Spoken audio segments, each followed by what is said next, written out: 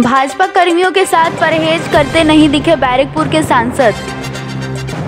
2024 का लोकसभा चुनाव आसन्न है। अन्य राजनेताओं की तरह बैरकपुर के सांसद अर्जुन सिंह भी चुनावी समीकरण बैठाने में लगे हैं। हाली शहर के रामप्रसाद काली मंदिर में पूजा करने पहुंचे सांसद के संग हाली शहर पौर सभा के भूतपूर्व उप पौर प्रधान भाजपा के राजा दत्त एवं भाजपा पार्टी में रहने के दौरान उनके सहयोद्धा रहे भाजपा कार्यकर्ता दिखे। हालांकि सांसद के संग हाली शहर के पौर प्रधान अथवा तृणमूल का उच्च नेतृत्व नहीं दिखा। पूछने पर सांसद बोले, पुराने कर्मी तो साथ रहेंगे ही।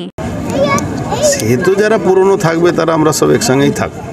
हाली शहर के पौर प्रधान शुभंकर घोष ने बताया कि राजा दत्त अपनी पुरानी पार्टी भाजपा में हैं। उनके तृणमूल में शामिल होने की कोई भी सूचना नहीं है।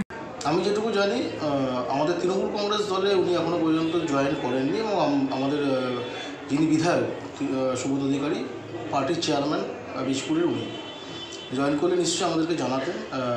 আমাদের যেটুকু নলেজ আছে উনি জয়েন করেনি, উনি আগে যে পার্টিতে ছিলেন সেই পার্টিতেই আসে কিংবা সেটাই যাই না।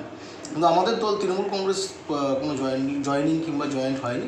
আমরা যারা তৃণমূল কংগ্রেসটা করছি কিংবা কন্টিনিউ করে যাচ্ছি কিংবা যারা দলের লিডারশিপ আছে তাদের কাছে কোনো ইনফরমেশন আর কিছু নেই।